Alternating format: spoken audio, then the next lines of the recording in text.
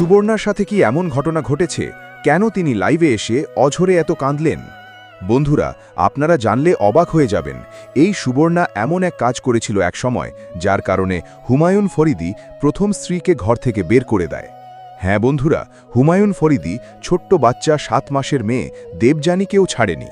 ঠিক তখনই এই সুবর্ণা তিনি তার প্রেমের জালে হুমায়ুন ফরিদিকে ফাঁসিয়ে দেয়, আর হুমায়ুন ফরিদি তার জালে ফেসে সুবর্ণার সাথে বিয়ে করে নেয় এবং তার প্রথম স্ত্রী মিনুকে ঘর থেকে বার করে দেয়।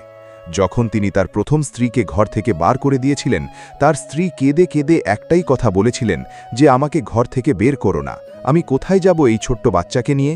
তার প্রথম স্ত্রীর না ছিল বাবা, না ছিল মা, সে ছিল এতিম মেয়ে একটা। কিন্তু তার কথা কোনোভাবেই হুমায়ুন ফরিদি শোনেনি এবং এই সুবর্ণাও শোনেনি। তারপর হুমায়ুন ফরিদির প্রথম স্ত্রী তিনি মানুষের ঘরে থালা বাসন মেজে মানুষের ঘরে কাজ করে তার ছোট্ট মেয়েকে দেবযানীকে সে বড় করে। বন্ধুরা, এখন আপনাদেরকে দেখাবো যে হুমায়ুন ফরিদের প্রথম স্ত্রী তিনি সুবর্ণার যে গোপন কাণ্ডগুলো খুলে বলল। চলুন সেগুলো দেখে নিই। শুভ সন্ধ্যা। ওয়ালাইকুম সালাম, শুভ সন্ধ্যা। কেমন আছেন? এই তো ভালো আছে। ভালো আছেন? জি।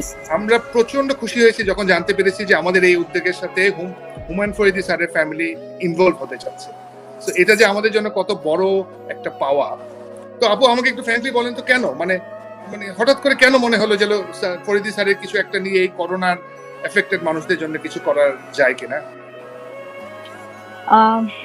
ধন্যবাদ প্রথমে আমাকে এই উদ্যোগের সাথে সংযুক্ত করার জন্য। তো খুব ফ্র্যাঙ্কলি বললে যদি বাবা বেঁচে থাকতেন তাহলে উনি হয়তো নিজেই এগিয়ে আসতেন এই উদ্যোগে বা যে কোনো উদ্যোগে এই মুহূর্তে দেশের মানুষের পাশে দাঁড়ানোর জন্য। তো যেহেতু উনি নেই, ওনার অনুপস্থিতিতে আমি যতটুকু সম্ভব আমার মনে হচ্ছে যেভাবে কন্ট্রিবিউট করা সম্ভব সেইভাবেই আমি চেষ্টা করেছি।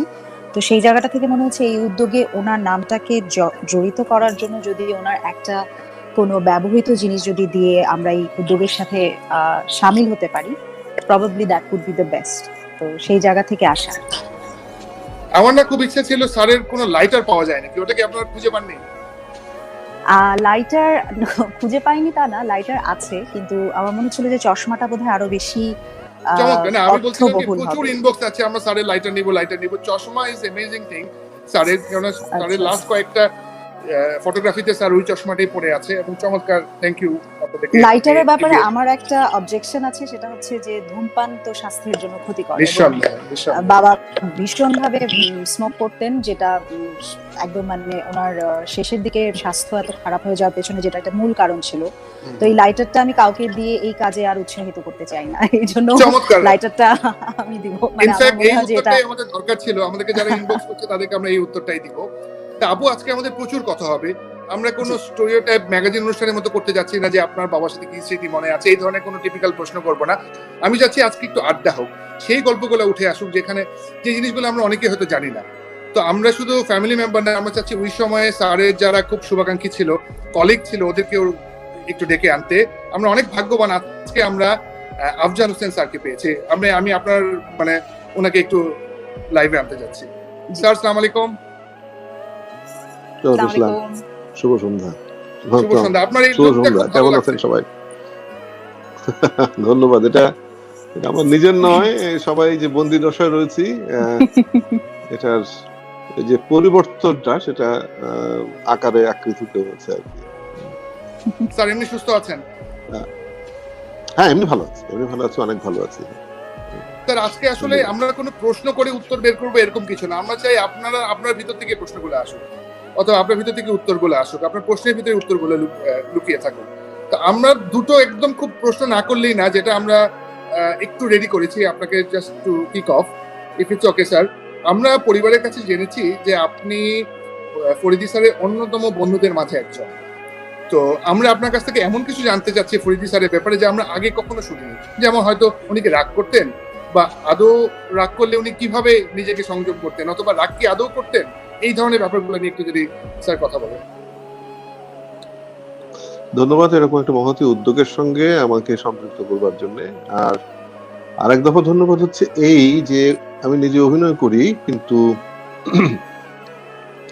আমি জানি মানুষ যথেষ্ট ভালোবাসে অভিনয় শিল্পীকে, কিন্তু সামাজিক বিভিন্ন কার্যক্রমে অভিনেতার যে মর্যাদাটা হওয়া উচিত সেটা আমাদের দেশে অধিকাংশ সময় সাধারণত আমরা দেখতে পাই না।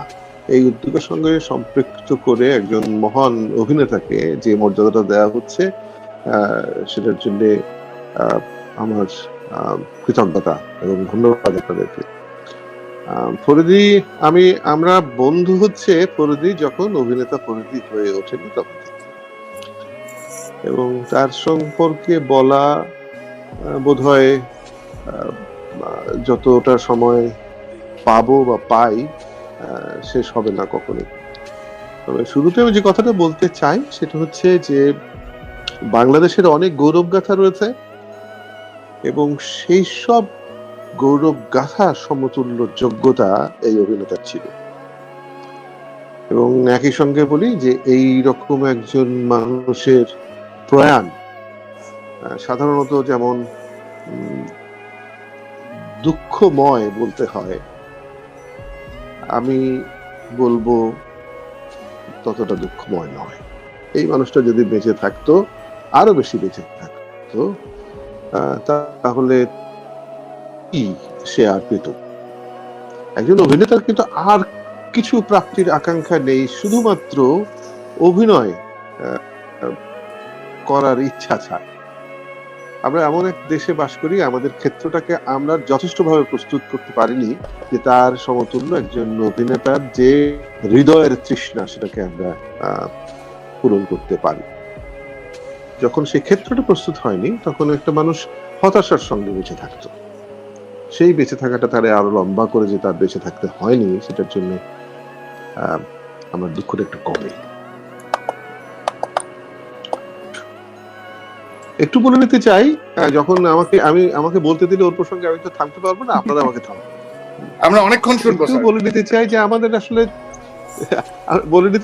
আমরা যে বললাম যে ও যখন পরিধি হয়ে ওঠে নাই তখন থেকে বন্ধু, সুতরাং আমাদেরকে যেভাবে মানুষ চেনে তার চেনার আগের গল্পটা কেন, সেই চেনার আগের গল্প বললে সে মানুষটা কেমন সেটা বেরিয়ে পড়ে। আমি তখন মতিঝিল কলোনিতে একটা অ্যাপার্টমেন্টে থাকি, আমি ভাড়া করে থাকি। আমি কিছু আমাদের বন্ধু বান্ধবের মধ্যে আমি একটু উপার্জন করতাম, কারণ আমি ছবি আঁকি, ইলাস্ট্রেশন করতাম, বুক কভার করতাম, সুতরাং আমার উপার্জন ছিল। আর আমার নাটক করা বন্ধুদের অধিকাংশ কোনো উপার্জন ছিল। তখন কিন্তু টেলিভিশনে সবাই অভিনয় করে না, টেলিভিশন থেকে সবার কম প্রাপ্তিও নেই। শুধু ওই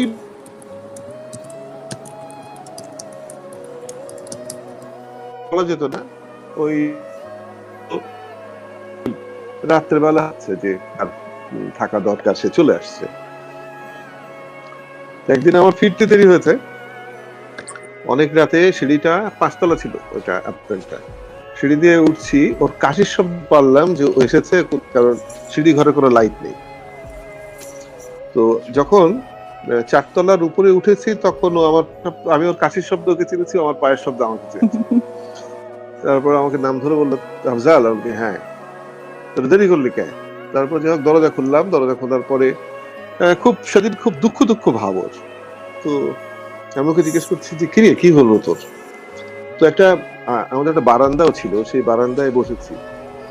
ও কি হলো সেটার যে গল্প আমাকে বয়ান করা শুরু করলো, আমি ভাষা হারিয়ে ফেললাম। সেটা হচ্ছে ওর সৎ মা, সেই মা তাকে অনেক কষ্ট দেয় এবং সেই কষ্টের গল্প কতটা কষ্টকর ভাবে বলা যায়, মানে ও বলতে থাকলো আর আমি চুপ করে থাকলাম যে এই প্রশ্নটা করলাম কেন ওকে। গল্প করে চলে গেল। আমি ফেস করতে পারছি না যে ঘরে যে ওকে দেখবো, সুতরাং আমি অপেক্ষা করলাম ও ঘুমিয়ে যাবে, আমি পরে যাবো। তারপর সকালবেলা উঠলো, উঠে আমার দিকে তাকে হাসছে, তুই কালকে সব কথা বিশ্বাস করেছিস? আমি বলছি, মানে তোর বানানোর গল্প বলেছি রে। এটা হচ্ছে মজা, এটা হচ্ছে ওর আনন্দ যে একটা কিছু করলো। তো আমার মনে হয় এই গল্পের মধ্যে আমাদের জীবনযাত্রা তখন কিরকম ছিল আর মানুষের জন্য কিরকম ছিল সেটা একটা প্রাথমিক একটা ধারণা যারা শুনছেন দেখছেন তারা পেলেন। আমার অত্যন্ত পছন্দের, আমাদের শ্রদ্ধেয়, আমার ভীষণ পছন্দের স্পোর্টস খবর সাবির ভাই এই মুহূর্তে আমাদের সাথে আছেন। কাগজে কলমে বললে কি বলা উচিত, একেবারে মেয়ের জামাই। হ্যাঁ, সো এবং সাবির ভাই মজা করে বলে যে আমার আসলে দুটো নেশা, একটা আসলে হুমায়ুন ফরিদি। আমার মনে হচ্ছে সাবির ভাইয়ের মুখ থেকে আসলে শুনতে চাই। সো আরিফ ভাই, সাবির ভাই আমাদের সাথে আছেন। সাবির ভাই, আসসালামু আলাইকুম। জি, আসসালামু আলাইকুম। সাবির ভাই, এটা যদিও নিয়ম যে শ্বশুরের সম্পর্কে সবসময় ভালো ভালো কথাই বলতে হয়, কিন্তু আপনি শ্বশুর জামাই থেকে বের হয়ে একজন উনার ফ্যান হিসেবে আমি শিওর আপনি একটু, I want you to speak up, কারণ আমরা উনার পুরো বাংলাদেশ কিন্তু উনার ভক্ত। সুতরাং আপনি শ্বশুর হিসাবে ডোন্ট গেট বায়াস, আপনি একটু একদম ফ্যান হিসাবে আমি চাই আপনি কিছু কথা বলেন প্লিজ। হ্যাঁ, মানে প্রথম কথা যে আমি তো যাক খুব ভাগ্যবান যে ওনার কাছাকাছি যাওয়ার সুযোগ হয়েছে সম্পর্কের খাতিরে। যাক, মিমি আপু আর তারিকানা আঙ্কেল, আপনাদের আসসালামু আলাইকুম। তো এটা আমার জন্য একটা বিশাল পাওয়া ছিল, এবং ওনাকে আমি খুব বেশি দিন কাছে থেকে দেখার সুযোগ পাইনি, 5 বছর। কিন্তু যেটা প্রীত বলছিল যে আমার আসলে হুমায়ুন ফরিদির নেশা হয়ে গেছে, সত্যি কথা। মানে আর ওনার ব্যাপারে একটা কথা আমি বলতে চাই, যে আমার একটা স্মৃতি, যে আমাদের বাসায় এসেছিলেন উনি একবারই। তো আমাদের যে বাসায় যিনি কাজ করেন আর কি, নাস্তা বানাচ্ছিলেন, এবং উনি খুব রাগ করে রুটি বেলছিলেন। তো আমার আম্মু খেয়াল করলেন যে সে খুব বিরক্ত। তো তাকে জিজ্ঞাসা করলেন যে তুমি কি বলছো এসব বিড়বিড় করে? বললো যে বদমাইশ ব্যাটার জন্য আবার আমার নাস্তা কেন বানাতে হবে? তো আমার আম্মু তাকে বোঝানোর চেষ্টা করলো যে এটা তো আরে ভাবির বাবা, কিন্তু সে এক পর্যায়ে বললো যে সে নাস্তা বানাতে পারবে না। তো পরবর্তীতে তাকে ওনার সামনে নিয়ে যাওয়া হলো, কিন্তু উনি বোঝে নাই যে এটা আসলে, সে তো সেই বদমাইশ ব্যাটাকে স্ক্রিনে দেখে অভ্যস্ত, এবং পুরাটা সময় সে, আমার ধারণা সে আমাদেরকে একটু জাজ করে ফেললো যে কি ধরনের মানুষজনের সাথে আমাদের উঠবস, আর ভাবির বাবাই বা কেমন। তো এটা একটা ব্যাপার। আর আরেকটা ছোট্ট কাহিনী বলি, যে আমি যে অফিসে কাজ করতাম, তো স্বাভাবিকভাবে উনি যখন বেঁচে ছিলেন, সঙ্গত কারণে সবাইকে বলতাম না। এখন সব জায়গায় বলি, যেহেতু উনি নাই, ওনার কথা হয়তো কেউ মনে করবে, দুইটা স্মৃতিচারণ করবে, আমার ভালো লাগে, আগে বলতাম না। তো আমার অফিসে আমি লাঞ্চের জন্য দাঁড়িয়ে আছি, তো একজন আমাকে পাশে এসে দাঁড়িয়ে বললেন, সাবির ভাই, আমাকে অমুক বললো যে আপনি নাকি হুমায়ুন ফরিদির মেয়ের জামাই। দেখেন তো কি সব বানায় বানায় কথা বলে। মানে আমি হুমায়ুন ফরিদির মেয়ের জামাই হব, এটা ওই লোকের পক্ষে মানে নেওয়া না। হুমায়ুন ফরিদির মেয়ের জামাই তো আসলে আকাশ থেকে নেমে আসবে কেউ, সে আমাকে সুযোগই দিল না। বলে মিথ্যা না, চাপা না। আমি বললাম মিথ্যা কথা, যে আসলে না, ওনার সাথে আমার সম্পর্ক নেই। তো আসলে এটা বলার যে ওনার অরাটা এরকমই ছিল আর কি, যে লার্জার দেন লাইফ একটা ব্যাপার। আর উনি মানে আমি তো বললাম যে আমি তো অত কাছ থেকে যতটুকু দেখেছি আর কি, যে ওনার মধ্যে একটু শো অফও ছিল, একটু কিং সাইজ ব্যাপারটা উনি পছন্দ করতেন আর কি, যে দেখাতে যে আমি হুমায়ুন ফরিদি। তো ওই ব্যাপারটা হি উড মেক শিওর যে উনি যেখানেই গেছেন সেটা উনি জানাবেন। তো আরেকটা ছোট্ট কাহিনী বলি, পরে আর সুযোগ যদি না পাই। একবার স্কোয়ার হসপিটালে উনি ভর্তি ছিলেন, তো আমি রুমে গেলাম, তো উনি বললেন যে চলো একটু ফ্যান কাল্টিভেশন করে আসি। তো আমি বললাম ফ্যান কাল্টিভেশন? বলে আসো আমার সাথে। তো বের হয়ে উনি একটু হাঁটাচলা করলেন, জানান দিলেন যে এই রুমে উনি আছেন, নার্সদের সাথে কথা বললেন, দেন ফেরত এসে মোটামুটি একটা ভিড় জমে। বেলি ফুলের মালা দিয়ে চাঁদপুরের মেয়ে মিনুকে বিয়ে করেছিলেন হুমায়ুন ফরিদি। এ বিয়ে তখন সারা দেশে আলোড়ন তুলেছিল। সেই সংসারে তাদের কন্যা সন্তানের নাম দেবযানী। পরে তিনি ঘর বাঁধেন প্রখ্যাত অভিনয় শিল্পী সুবর্ণা মোস্তফার সঙ্গে। 2008 সালে এ সংসারেও বিচ্ছেদ ঘটে। মঞ্চ, টেলিভিশন ও চলচ্চিত্রের বিখ্যাত অভিনেতা হুমায়ুন ফরিদির প্রথম স্ত্রীর নাম মিনু। 1980 সালে দুজনকে ভালোবেসে বিয়ে করেছিলেন তারা। হুমায়ুন ফরিদি এবং তার প্রথম স্ত্রী মিনুর সংসার ছিল সর্বসাকুল্যে 4 বছরের। সেই সংসারে ফুটফুটে এক মেয়েরও জন্ম হয়েছিল, কিন্তু 1984 সালে বিচ্ছেদ হয়ে যায় তাদের। মিনু হতবাক হলেন। তাছাড়া তাদের ঘরে ছোট্ট একটি মেয়ে আছে। সে সময়ে যেন অতল সাগরে তলিয়ে যাওয়ার মতো অবস্থা হলো মিনুর। সেই দিন মিনু সারা রাত কেঁদে ভাসিয়েছিলেন। মনে মনে বলেছিলেন এই বুঝি ভালোবাসা। এক বুক জ্বালা আর কষ্ট নিয়ে পথ চলা শুরু হলো মিনুর। এদিকে বিচ্ছেদের বছরেই হুমায়ুন ফরিদী অভিনেত্রী সুবর্ণা মুস্তাফাকে বিয়ে করে নতুন সংসার সাজিয়ে বসেন। আর দূর থেকে চাতক পাখির মতো চেয়ে চেয়ে দেখতে লাগলেন অসহায় মিনু। এতে কোনো সন্দেহ নেই যে পৃথিবীর ভয়াবহতম কষ্টগুলোর একটি হলো নিজের প্রিয়জনকে অন্যের হতে দেখা।